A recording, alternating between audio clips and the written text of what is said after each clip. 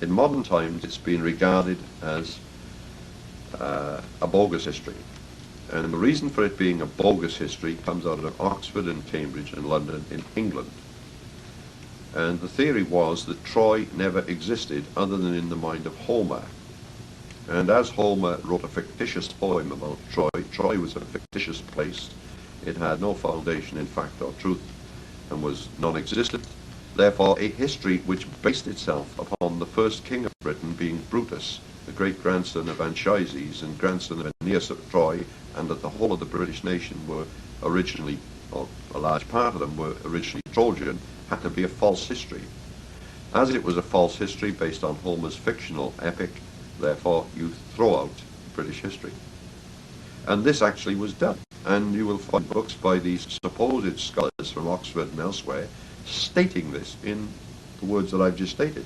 Look, the study of ancient history, it doesn't matter if it's cuneiform and the ancient Sumerians and so on, or Egypt and the alleged decipherment of hieroglyphics, or the Hittites. You've got to get the ancient scripts and you've got to be able to decipher them, and you have to know the language. So you have to know the alphabet and the language. So this project is all about an alphabet, believe it or not. The Cullman alphabet. This alphabet is preserved in Wales. Now, the reason for it, it's British. Welsh history is British history. It belongs to all of us. The one part of Britain that wasn't really overrun at some time in the centuries and sometime destroyed by Irish people in North Wales or others flooding in was southeast Wales. Okay. Immensely Glamorgan. Glamorgan, Gwent, bits of Brecon, and parts, maybe the Red Cantref, Gloucester to the west of the Severn. Largest place called Essulug. The Romans called Essulug Silures, they called them. It means abounding in prospects. That's where the alphabet and the ciphers were preserved. Got an alphabet in Britain, right? The Colburn alphabet. And it's tracing the alphabet is the key. I mean, I got a guy writing to me a month ago. He's found more Colburn inscriptions in a cave in Pembrokeshire. And they declared that the ancient alphabet was a complete forgery invented in roughly 1800 AD, 200 years ago, Napoleon's time. And the villain of the piece was a fellow named Edward Williams, who was a great copyer of old manuscripts. You see, in Britain, manuscripts rot, and they fade, and they get wormwood, and they get damaged in fires, and that, you know. So they kept recopying them down the years. So the Colburn alphabet is total forgery. Well, that doesn't explain how it's on stones in Scotland, which are confidently dated to around 500 AD, which is only 1300 years before it's forged. It doesn't explain how Llewellyn Shawn wrote down the ciphers of the alphabet in 1530. It doesn't explain why there are stones in England with the Colburn alphabet on it. 1852, 28 feet down, they dug up a stone in St Paul's Churchyard in London, plastered with it. Can't be right. There are stones in Wales, same alphabet. English people who wrote sort of travel itineraries around Britain, various things, they noted several stones, and in the pre-photograph age they drew pictures of stones in England which had same Colburn alphabet. Which he claimed was forged in 1800 and that it was no earlier. Therefore, any claim of there being an alphabet earlier was spurious. And he targeted one person. Well, that's peculiar because a major Oxford scholar published a whole book on the Colburn alphabet, not this guy, you know, in 1802. And then we find that David ap Gwilym, who died in 1367, mentions it. And then we find that two other poets around 1420 mention it, another two around 1440, 1440 mention it, and another couple in the 1470s. Then you get another poet, Rhys Goch of Oswestry. He writes a whole poem about it, lampooning it a bit, in 1582. Well, that's a long time before 1800 forgery. And this goes on. We found a person writing in 1897, a publication in 1848 from Oxford, a publication in 1852 again, and a publication in 1906 saying, isn't it strange, the Welsh British ancient alphabet is identical, or near identical, to the old Etruscan alphabet and the Pelasgian alphabet of the Aegean and Turkey. It's identical to Etruscan, it's identical to the Pelasgian in Turkey and the Aegean. So we decided the alphabet was genuine. So we took some of these inscriptions. It was best to sort of work our way backwards slowly. There are stones in Scotland, Wales and England which have this alphabet on them. Okay. So we'd worked on them, they read out. We said, well, that's a G, that's a W, that's an E, you know. And out came Welsh words. And we could read the unreadable inscriptions in Britain. So we took little tiny inscriptions in Etruria in Italy. Now there are 14,000 plus inscriptions in Italy and they can't read them.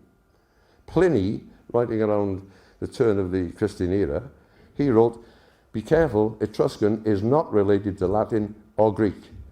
So what do? They try and translate the Etruscan as Latin or Greek. Get nowhere. So we took little ones, like on a wine jug, there was an inscription, and it said, drink too much and you're bandy-legged like a sailor. So we've now been happily reading unreadable, indecipherable Etruscan since 1984. We've attempted to tell archaeologists and scholars and linguists, they don't even answer your letters. You see, we're not working for a university. Thank God. You know, we'll go and read the ones in Italy now. Okay. Now we've got an alphabet going back in that way. Now Going. We've got an alphabet going east, haven't we? going east, well, Or coming I from would the think east. it came from the east, Okay. right? The tracing of British history in the Ark relies on tracing the alphabet. There was a passage of So- things written in that alphabet or British very people similar. went to New Zealand, Australia, they took their language, their alphabet and their religion with them.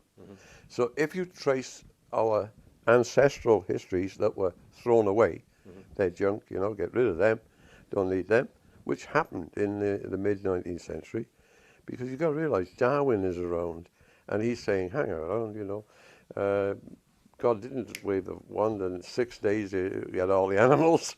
You know, these are developing over centuries and millions of years. And then you had earlier there Lyell, who was saying these are fossils, and fossils don't form in the last couple of thousand years. They're millions of years old, and he was into that. And the church was rocking like a boat because, oh my God, it's supposed to be happening in 4004 BC, you see. Right.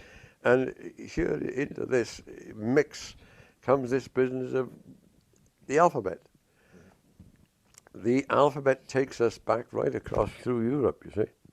And so the journey starts actually in Egypt. The alphabet is on shrouds of mummies, right? When Austin Layard dug up the archives of the Assyrian emperors at Nineveh, and he did this in 1846, the first find was 25,000 clay baked tablets, all their writings and archives and deal. Yes. Packed them all up, sent them to London British Museum. I've seen them, I think. Later, an Arab general, I think his name was Halmoud, but he found another 5,000.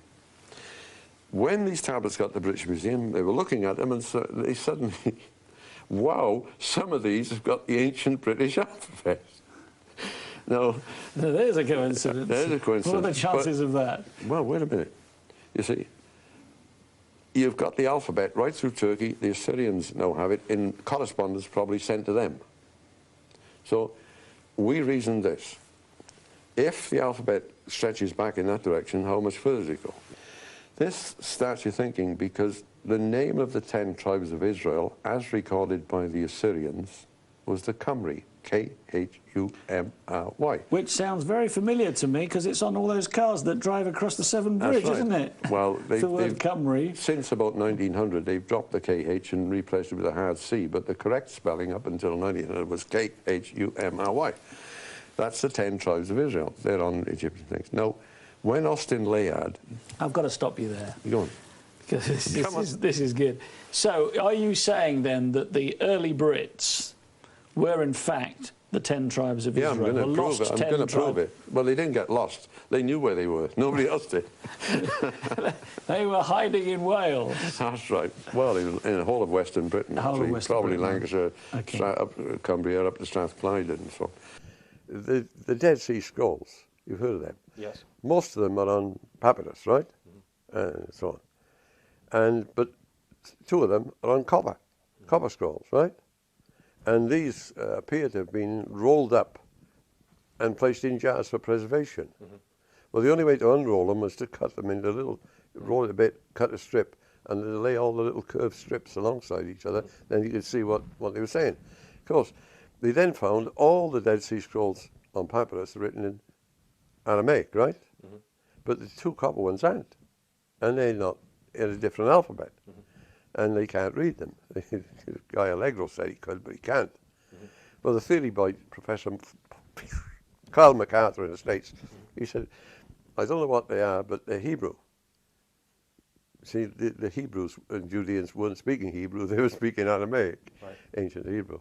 And he said, what must have happened is some scribe somewhere in a remote village was given these immensely expensive copper plates to write on, and he was semi-literate and spoke in a local patois, and so he put it in that. Of course, all the really clever guys and the educated guys, they're writing on cheap, inexpensive papyrus. It doesn't make sense, you see. And if you look at the copper scrolls, there are holes. There's a plate. If you put them all together, make a plate, right? There are holes a few inches down all around, and holes on the bottom. Well, clearly it's been a plate that's been nailed onto a wall, because there are tear marks up from each of the holes and down. If you rip that copper plate off a wall, roll it up, put it under your shirt or whatever, you've saved it maybe from the Jerusalem temple, because it's known that Solomon put plates of gold on the temple walls. Yes. Pharaoh Shishak, about 935, took them away. His son Rehoboam couldn't afford gold plates, so he put up. Yeah. No, So what we do, we trace the alphabet from there to where they were deported. The 10 tribes were deported. The 10 tribes of Israel are taken away from Jerusalem, right? Solomon's temple's there. Yes. King Ahaziah of Judea, 2 tribes, he's had a successful battle with the Edomites, and he's going to attack 10-tribe Israel. And he's warned, there's a famous verse in the Bible about a passing bullock stepping on a thistle. He's the thistle, you see. Don't do it. Well, he got hammered. His army is destroyed. He's tied behind the chariot of Jehoash, the Israelite king, goes to Jerusalem, pulls down 200 yards of the wall, and Jehoash then takes everything from the palace, and he takes everything from the temple. Oh, including the scrolls, everything? Including the ark. Oh, the ark. Because you've got to realise it's in Kings and Chronicles in the Bible, and it's in Flavius Josephus. Oh, wasn't there a family that was looking Correct. after the ark for generations? The family of Obed-Edom. He took them as well. There'd be no point in taking the family of Obed-Edom if you didn't take the ark. So we said, hang on, the ark's gone.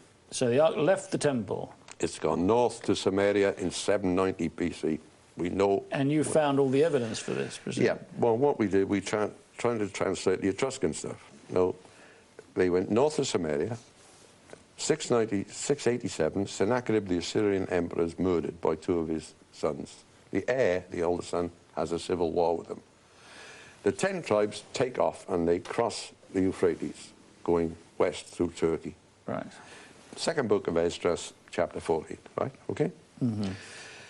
They are going through Turkey, and the Greeks pick up on them, and they call these Cymry the Cymroi. Cymroi, Cymry, right? The Welsh again. They get, well, the Brits. The Brits. Yeah, I'm a Brit, you know, we're all Brits, come on. They get to the Dardanelles, half the people stay there, and the other half go to Italy. The Dardanelles are in Turkey, aren't they? Yes, on the end of Turkey, where the little gap we go up in the Black Sea. On the Bosphorus. The Bosphorus. Yeah. Where the great city is. Yeah. And named after Constantine. Yeah, that's right, Constantinople. So, anyway, by looking at the Etruscan writings, we found we could read them. To 10 tribes of Armenia, Israel. the 10 tribes of Israel. Then they went through Asia Minor, and then half of them went to Etruria, Italy, half went to the Isle of Lemnos, and then to the UK. It's all recorded. Yes. See, in one stele of Sennacherib, it says in one of his deportations, he removed 200,120 people. So these are not small groups. That's a huge diaspora. Well, they went through Asia Minor. The Greeks call them the Cymroi, the Cymry, you see? Yes. And they were like a tidal wave. Nothing could stop them. Half go to Italy, half stay there. No, like locusts, in a sense. Oh, right. Takes some stopping.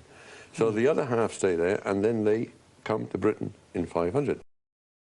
No, we're still translating. We've moved from Italy. We're in the Aegean now.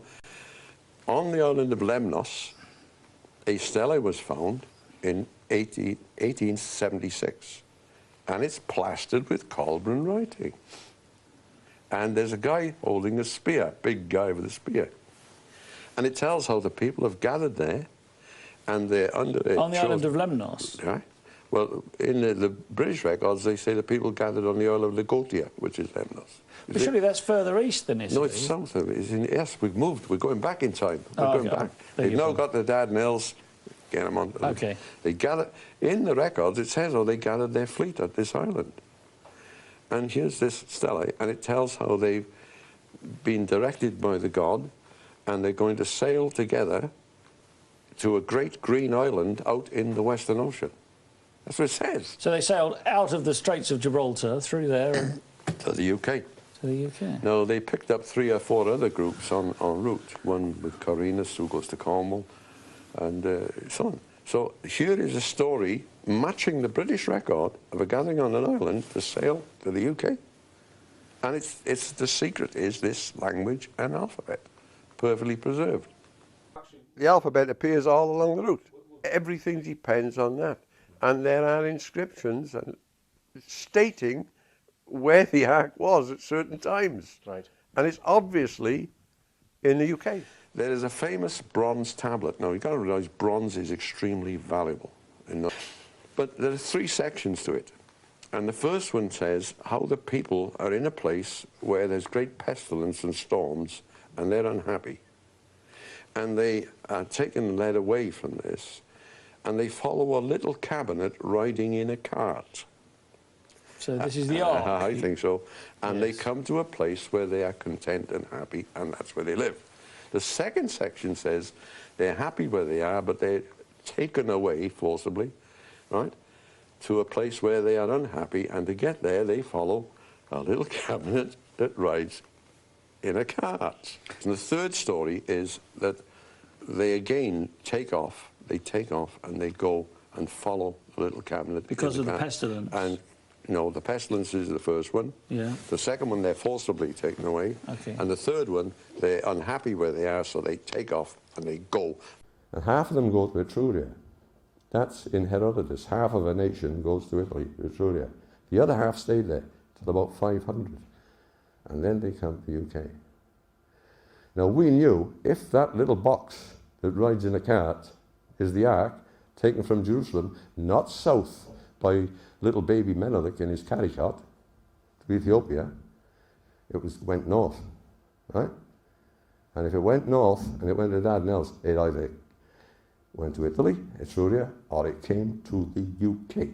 We have established a firm trail, and a trail of the people, which matches the histories. With evidence. With evidence. If the alphabet's right, the translation's right, our histories say they gathered on an island of Liguria. Lemnos. Lemnos. And it all seems to work together and fit very, very well. So where do they land in the UK? Certainly one group landed in Cornwall. Another group appeared to have landed in South Wales in the Aberavon area. There's a famous story of one of the local kings opposes them, and there's certain, I think, that one group would have landed in Totnes in Cornwall, Devon area. Devon, yeah, I would think so, Totnes. yeah. That's very well sort of, I mean, it's so solidly thought of there, I wouldn't doubt it. But another major group would have come up the Severn to South Wales, that's fairly obvious. Right. Cardiff and the valleys up around there always had a legend, and the legend was known to me when I was a young kid, in the 30s now. Everybody said about it, it was just a local story. There's a great big box somewhere, a wooden box, and inside this wooden box is a great treasure. And the box is guarded by what they, in Welsh, to Cig Fran Goa, which means flesh-eating crows, ravens. A cherubim of old time wasn't a nice little angel, he was a fearsome dragon beast with wings, you see. So there are 13 ancient tales in Wales, and they're called the Mabinogi. The Mabinogi. Now, they've restyled them the Mabinogion, which means children's tales, which has shielded them from the church, I think. But the Mabinogi seems to mean origins.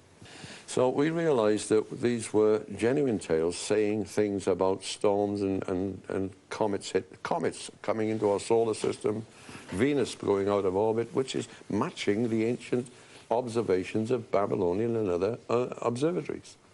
They say, oh, these guys didn't know what they were doing because Venus didn't do that. It did. Okay. So we then had a new couple of other stories which really are how to read the stories. You follow me? It's all wound up with names, but they're really talking about planets and so on. But the last three are important, and the last three are Peredur, son of Evrog. Peredur is Steel Shirt. He's the planet Jupiter. There's Geraint and Enid. Geraint is Mars, strength. And the other one is Owen, and Owen is Orion. When you realise their solar stories, you can realise that we've got constellations in the heavens, and the planets move through the constellations because they orbit in the sun. All over South Wales, Glamorgan, Gwent, there are huge mounds, mainly on hilltops. Huge earth mounds, I mean really big earth mounds, size this room. Some are smaller.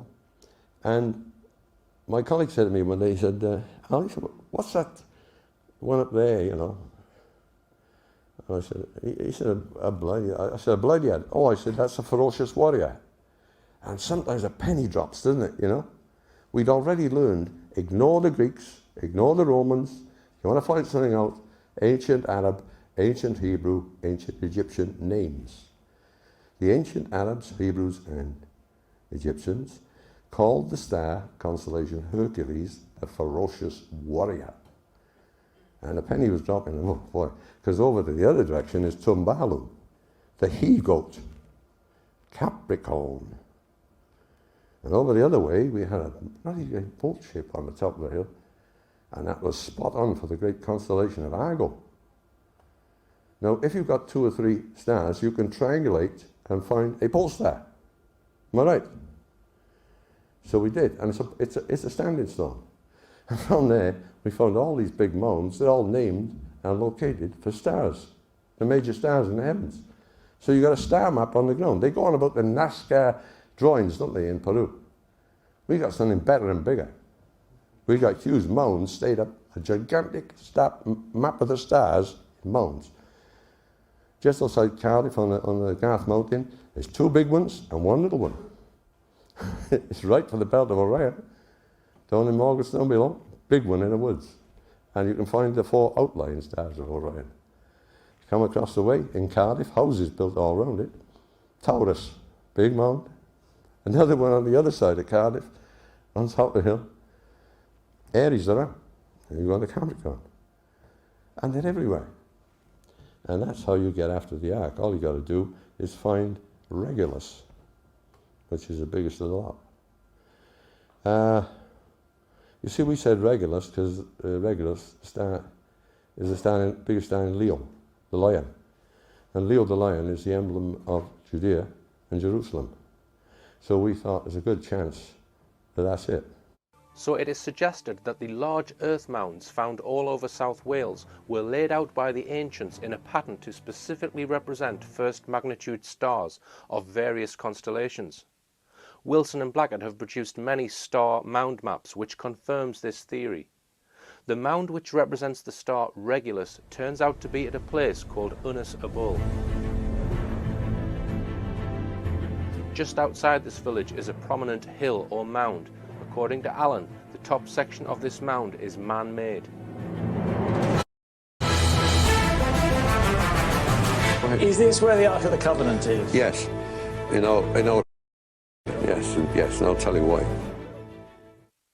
It's a man-made mound, about 4 acres of it, 60 feet high, all man-made, on top of another hill. Someone particularly built a stone wall around the top, right?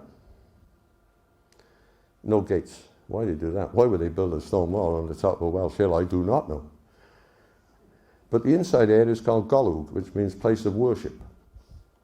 And the whole mound is Unas Abul. Unas enclosure of, or special area of, and then it's, if you've got BWL, it's special place. If it's BYL or BIL, it means ark. There are 4 sumps on the north side, like big hollows in the ground. In the bottom are pits with white stones in them, right? The way they drained ancient chambers in Britain underground is they had a sump in the bottom of the chamber and they ran a little shaft, a tunnel down the hillside. And where it would then come out the hillside, made a little tick, so it came up into the bottom of one of these bowls. They have been excavated elsewhere. So water would run down into the chamber, be bled off down the shaft. It wouldn't rush out and do damage, it would come up in a tick. And there were these white stones filling up these 18-inch circular things in the bottom of the curved sump. It's like a saucer upside down, you know, sitting in a bowl. Perfectly made. Thing is, no weeds ever grew on these stones. So we got a sample and found there were 3 different sorts. One of our lads took them to the museum and other places. They turn out to be stones that can only be found in Cornwall, 300 miles away. So we know there are at least 4 underground chambers there. No, what we did, we got ground penetration radar, which we're not very good at working, so we need a better person to have a go with us. Geophys, isn't it? Yeah, that's right. We got our lad from London. We have one of the world experts, fortunately. The first guy who was ever able to detect metal underwater. And he'd been out in Oz in Australia, then he was gold mining, and then he was out in Arizona, but he came back and he wanted to meet us. We got hold of him. He's got a metal detector, reaches down 30 feet, and it'll tell you if it's ferrous or non-ferrous. There is an object there, 2 feet by 4 feet, and it's non-ferrous metal. We did try to, we got somebody in the astronomy department of Cardiff University, very interested in this, Yes. the mounds and the mirror. And he went to the history department and he went to the archaeologists and said, look, how about getting involved with this, you know? And they wouldn't. They wouldn't, You know, because they said they'd been sort of a bust-up with us. There's not been a bust-up, we never spoke with them. Helen of the Cross, that's the mother of Constantine the Great empress, wife of Constantine Chlorus, emperor. And she goes to Sinai with a couple of legions, footsteps of Moses. She went to Jerusalem, 325, 326 AD, and she said, give me the cross, I want it. And of course there was a... this is the cross of Jesus you're This is talking the cross about that now. Jesus is nailed on, you see. And she demands that they give her the Holy Cross. They will tell us, so she gets about 120 of them, tortures them a bit, gets it down to 50, tortures them, gets it down to about 20, finally gets it to 5 guys, and finally gets it to 1 man. Puts him in a dry well with no water and no food. It's a dry well. And finally he says, oh, all right. He tells her where the Holy Cross is. She goes along, gets the nails, makes them into a bridle bit for a horse for her son. So he's got the nails of the cross in his horse to guide it. She covers the cross with jewels and gold, and she puts in a silver casket. She assembles her fleet and sails back to the UK. And this is recorded in the Exeter book, and Anglo-Saxon is recorded in 25 different histories. So the cross is in the UK. And this is all in our histories. It's written down, clear, in the manuscripts. They can't mistake it. The one we use is the Exeter book, which is an Anglo-Saxon Dark Age history, or an English one, right? So we're not Welsh on this one. But also it's in the Harleian 3859 manuscript, which describes in the genealogies how Helen brought the cross, you know, to Britain and one thing and the other. She then parades it around, mainly around Wales and parts of England. So you get, see what these people did, they didn't leave any of their goods behind in palaces or anything when they went somewhere. They got all their train of wagons of ox carts and that ready, and they loaded all their best possessions on and took them with them. So about every 10 miles, the ox wagons would stop. If you go to Wales, you'll find a little field. The field of the cross, the road of the cross, 10 miles further on, the pass of the cross, the vale of the cross, the wood of the cross. And it goes all around the country like that. See, when these potentates, kings and that, travelled, they didn't leave any loot behind them in the palace and nothing, or the court. Oh no, they took everything with them in ox carts. Yeah. And you can follow the route that she parades the cross around Wales for everybody to see it. And it says she then put it in Constantinople. Well, the English being the English, they go, it's gone to Constantinople. Which Constantinople? You see, there's a little hamlet in West Wales called Constantinople. Yeah. Nearby is Castell Elyn Fawr, the castle of the great Ellen. And you go there in the lanes, you see huge blocks of beautifully hewn cut stone being used in all hedges. And in the woods there's big ruins. Nobody ever bothers with it. And there's other names about, the Mabinogi story of the Peredur Steelshirt visiting the Countess, and the Countess is the Empress of Constantinople. And he stays with a miller at the town with the miller's wife. Trevelyan Varchog, Milltown Knight. It's there. There's a little valley, and every farmer's got a mill on it. And he says, why have you all got mills? It's to feed all the soldiers that's here. There's 14 farms in that little valley. Every one has an ancient mill on it. Right? And Avon Bannon, River of the Empress. Yeah. Kevin Bannon, Ridge of the Empress. And the ruins of a very big palatial place that in the bloody woods, the Empress. And the name after name, it's where she put the cross. Another discovery of international importance, which we have been forced to keep secret. We don't know exactly what is behind this ancient wall over the mouth of this cave. However, numerous ancient records indicate that this is the cave of the Cross of Christ, brought from Jerusalem in AD 325 by the British Christian Empress Helen. Helen was the wife of the Emperor Constantine Chlorus of the West. She was also the mother of Constantine the Great, who permitted Christianity in the Roman Empire in AD 312.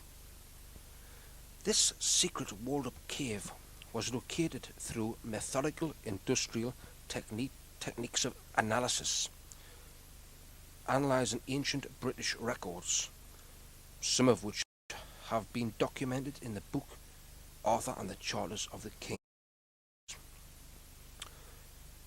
All the great historians of the Church in bygone days, particularly Cardinal Baronius and Cardinal Alford and Archbishop Usher and Stillingfleet, these historians name at least 25 ancient sources and references to Helen bringing the cross to Britain. The Dark Age records include those of Rome, Constantinople, Anglo-Saxon and Welsh. There's a sealed cave, and we've put the old magic machine on it again. We've put on the site, we've put a metal detector, and it shows up an object 4 to 4.5 feet long and about 1 foot by 1 foot, non-ferrous metal. You go along, you put the machine on the wall, it goes ding, ding, ding, ding, ding. The cross is behind the wall at Nevin. We think that matches the silver casket that she put the bit of cross in. Okay? So that's the sort of thing that we do. This is how we go about it, that's what we do. Here's the normal stratification of the rock, and that is solid rock. If you notice the way the vein of the rock runs this way, here we've got slabs which can be removed. Yeah. This is man-made. This is not an ordinary wall. This has been put here to camouflage and blend in. It's just shaped. It was probably covered as well. Well, it was. When we got here, see the ivy there? Yeah. The burn, it was all over it. That's where it is. X marks the spot. 8 feet back from the actual entrance, maybe 6, 8, 10 feet, something like that. And the cave is done in a funny fashion, and I recognise that the shape of the wall, the sealed wall, is cleverly done, because you could look at it and think it's just the cliff continuation. When you look at it carefully, it's stones fitted to match the cliff. And so we said, hey, there's a map, and there's another cross, part of the cross carved on the cliff wall, and the stem of it goes down and is formed of stones on the false wall. You understand? This is a map. See the shape of it? See how it goes around there, around that. You see the shape of the wall? it's a map. And you see the cross? Yeah. The cross is on the solid natural rock, but the base of it comes down off the rock and becomes part of the man-made wall. That's right. It's a pointer. Yeah. It's pointing to a place on this map. So all you do is find out where this is, this area, the map, go to where the cross is pointing. And at That's the bottom of the cross is here. The cross is where they want to go. It's a map. Yeah. Right. And what's at the bottom of the cross? Well, that's where you have to go when you find the place. But it's a map up. You go there. What, to find the real cross, do you mean? No. There's loot there. Right. And what's here? The cross. The cross. The cross in the box should be here.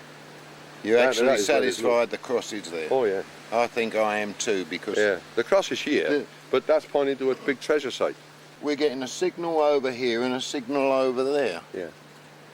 Because two parts of it are close. Yeah. Well, there may In be two close things here. proximity. One will be, if it's right, the one is going to be a big box, 5 or 6 feet long, made of silver, jewels all over it, a lump of timber in it, right? What the other thing is, I don't know. Could be anything. Well, So there's something. yeah. There's two things in here. There's not just one item. Yeah. So There two may things. be even what we more got than here two. is an artifact we think here, right? Yeah. But this is a map telling you where you to go for something else. So I said, that cross is pointing to something.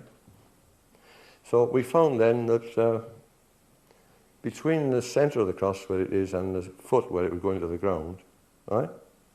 I said, look between the cross top and the centre of the cross where it intersects and the bottom. I said, see if you can see anything. So he goes up with the binoculars and he had an old telescope. He comes, hey Al, he said, there's a whacking big pile of white stones in a field. So I went down and had a look at these white stones, and well, they're easily the size of that table there. Bigger, some of them. Yeah, much bigger. The Pilgrim's Way, there's a cross on it. Sure. Thousands and thousands of tourists, pilgrims went there for hundreds and hundreds of years. Do you know that? No. Well, they did. Mm-hmm. They wore grooves for their feet in the rocks. Mm-hmm. And they want to stand on the one bit of stone to reach up and touch the foot of the cross. And that there's a metallic object about 4 or 5 feet long and about a foot behind the wall. And another one lower down. Right. Edward I, 1282, he demanded that the Welsh give him the Holy Cross and the crown of Arthur, because he knew they had him, and they wouldn't give it him. Right. Now, if he knew they had him, do you think they didn't have him? And do you think all those thousands of pilgrims went there for nothing? It's called the Pilgrim's Path. Okay, Alan. Don't tell me it's not there. Yeah. Yeah, I'm not telling you it's not there, Alan. Well, down there, there's the Castle of the Great Helen in Welsh. It's a ruined castle. Where's that There's then? in West Wales. You know the Newport area? Newport, Gwent, Newport, Pembrokeshire. Pembrokeshire. North Cardigan. Okay. There's the Castle of the Great Helen, the Ridge, Kevin Bannon, the Ridge of the Empress, the River of the Empress, Avon Bannon, the River of the Sanctuary, and so on. And I said to Richard Wire, the mate that was down, I said, can you get up on Carningly, the highest spot there, you know, get a telescope or something, and see if you can find anything down the centre line of the cross, you know, these things. Mm-hmm. You mark it on the map, you can see where you are. And he went up and he phoned us. He said, there's a strange pile of big white stones in a field. Well, these big white stones, they must cover about 20 yards by about 5 or 6 now, but they appear to have been laid out in a bolt shape, which is early Christian in Wales anyway. And they're the size of this desk nearly. They're whacking big stones. Well, each one is the size of these? Yes! They're half the size, some of them. Yeah. Now, the only place you can get those whacking big stones of that type is 7 miles away. So someone's brought them up onto this low hill. So they've done it for a serious purpose then, haven't they? That's right. And we found that there was a depression, looked like a track going, or a tunnel or something, going down about 200 yards down this hill slope to where the road levels out, and the road outside the field. Down there, the farmer took us along, and there was a large round stone, like a millstone, there. And we rolled it aside, and there was a little porch built of stone. And this thing seemed to come from these white stones, a diagonal line, you see, down the slope. So we got a JCB, and we cut across this line. And someone in antiquity has dug it. You get a layer of earth on a Welsh hill so much, and then you get a bit of a roof shale, and then you get more solid rocks and stones. In this case, someone had dug a trench 7 feet deep and 5 feet wide, 200 yards down the hill. They'd put all the big stones in the bottom, and then all the loose stuff on the top. In other words, it's a perfect way to create a drain in an old field. Another drain. And so they're draining whatever is, they're draining the water away from whatever is under the white stones. We think Helen's buried there. A comet struck Britain. We haven't talked about the comet, have we? It devastated the whole of Britain, and much of Britain was, the people were destroyed and killed. The remnant, you couldn't enter the devastated lands for 6, 7 to 11 years. The army was taken over to Brittany and waited, and Arthur was over in Brittany, Arthur II. Comet devastated Britain. This was written out of the history books. You see, the Angles and Saxons then moved in from Germany into empty lands. That's how all the Roman towns and Roman-style towns and cities in Britain were devastated. Now, when we started saying this, of course, there's an uproar. But Professor Michael Bailey of Queen's College, Belfast, he noted that he's a dendrochronologist, trees. He noted that all the forests of Britain and Ireland were devastated at this time. And what was the year? He thought it was 535, but we said 562. You couldn't say that debris from a comet had hit planet Earth because the church had gone nuts. The Roman church, no stone could fall from Earth, on the Earth from the skies, you see. It wasn't until 1803 when strikes of comets all over France, they had to admit. And this is the path of the comet. Now, what's happening now, in Bolivia, scientists from the University of South Pennsylvania, the Chicago Museum, and Austin University in Texas are all over Bolivia. And what has happened, and they've got a pretty good date on this, they say 562, Bolivia was devastated by debris from a comet. So this is where it landed then, in Bolivia? The land was uninhabitable for about 7 to 11 years, identical. The pyramids, the made of mud brick, the palaces, the towns, the walls, the cities, everything was destroyed. And the only survivors had to move down to the coast to survive. Identical story in Britain, identical story in Bolivia. Same time. It devastated parts of Ireland, and Bailey has noted Irish sort of ancient records. So it did happen. Gregory of Tours, The History of Franks, mentions how the both islands, that's Ireland and Britain, were set on fire from end to end and destroyed. And the date is again right. So that's Arthur, the destruction of Arthur's Britain. And now in the medieval romances you get the great wastelands where it's death to enter, the great wastelands.